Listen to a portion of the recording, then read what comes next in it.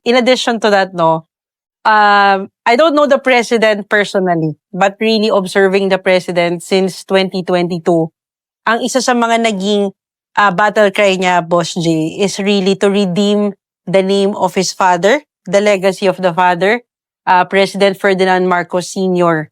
No, so maraming negative propaganda against the father, against the Marcoses, and against the Romualdeses. And basically, 'di ba, isa sa mga sinasabi doon is they abused power. Parang they're power hungry. Gusto Correct, nila boss. sila lagi Correct, nasa posisyon. And yun yung isa sa naging hugot ng ating presidente when he ran. At nung nanalo siya, yun yung isa sa mga gusto niyang i-address na our family is not like that.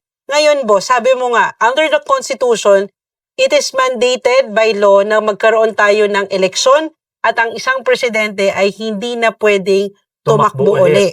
So if ang hugot ng ating presidente is to redeem the legacy of the father, to redeem the legacy of the Marcoses and the Romualdez, it is impossible that the president would want that. Kasi kapag pinush na yon, kung gagawin niya yon, parang sinayang lang ng presidente yung naging pinaglaban niya from 2022 to 2026. Ang tagal nilang inintay, 2028 rather, boss, ang tagal nilang hinugot yan. Ang tagal nilang ginawa. And they were able to achieve that. On top of that, the wife, Attorney Liza Marcos, number one, she's a professor of law.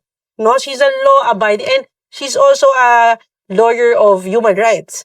So I don't think the First Lady would really advocate for that, being a lawyer herself. Set aside of being a First Lady. Pero she's a very upright professor of law and a lawyer. I don't think she would really push for a no election kasi nga, basically, sabi mo nga, ano yan sa Constitution? But, as we all know also, it will take some time to really amend the Constitution. We barely have 2 years, no? To end this, the term of the president, and it will take a lot of time to really amend the Constitution and to implement that no election. And lagi tayo, bilang mga taong bayan, tayong mga pribadong, taong bayan, let's always support for an initiative that would be productive for us. Does a no election will be provided? Yun ang tanong natin sa taong bayan eh. Sa tingin niyo po ba, for advocating for this, ang no election ba for national positions will be productive para sa atin bilang bansa at para sa araw-araw nating buhay?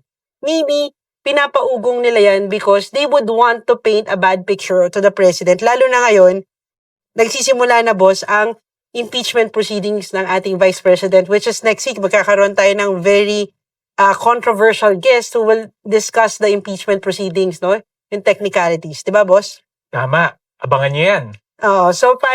So next week, we will have a very fruitful and productive conversation with a lawyer na who would discuss to us, no, yung mga technicalities para maintindihan po natin kung ano po yung mga votes na kailangan for the impeachment proceedings, para hindi po tayo nadadala sa iba't ibang propaganda na nangyayari po sa ating social media and media.